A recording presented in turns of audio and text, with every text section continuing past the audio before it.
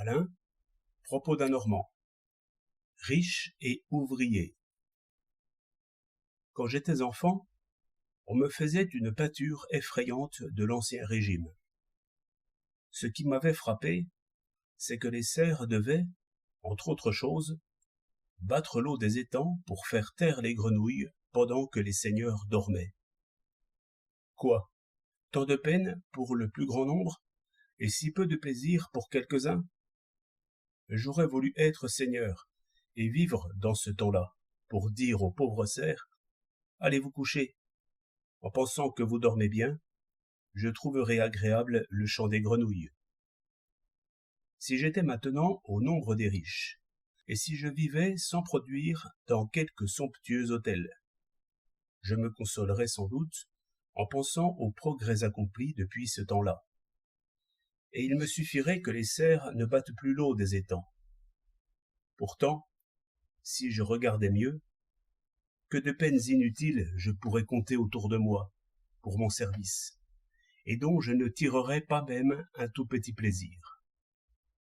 Si j'étais riche, je voudrais sans doute avoir le téléphone chez moi, et quelques jours après, j'aurais le plaisir d'entendre une sonnerie criarde et d'entrer en conversation avec quelqu'un qui me demanderait, en nasillant, de lui faire apporter un tonneau de bière ou 2 livres de veau. Il n'y aurait rien de changé dans le monde, à ce que je croirais, que cette sonnerie, ces cornets noirs, et ces fils verts accrochés au mur. Mais regardez mieux. Du minerai de cuivre aurait été extrait et transporté. Le cuivre aurait coulé dans des creusets. Des fils auraient été étirés, recuits, transportés encore, enroulés, déroulés en l'air ou sous la terre.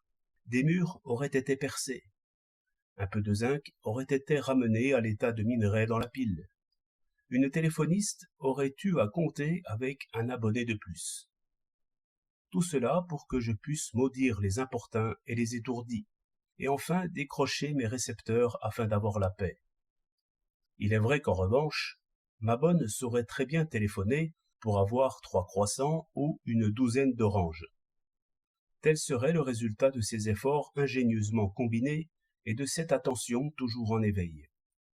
Je consommerais un bon nombre d'heures de travail, et à peu près sans profit pour moi. C'est ainsi que la coutume et l'imitation créent de faux besoins, dont la satisfaction ne procure même pas toujours de vrais plaisirs. On dira, c'est ainsi. Et pour y changer la moindre chose, il faudrait changer trop de choses, car tout se tient. C'est justement ainsi que raisonnait le Seigneur, au temps des rois. Rien n'est changé, je le vois bien. Et les cerfs battent toujours l'eau des étangs afin de faire taire les grenouilles. 27 janvier 1908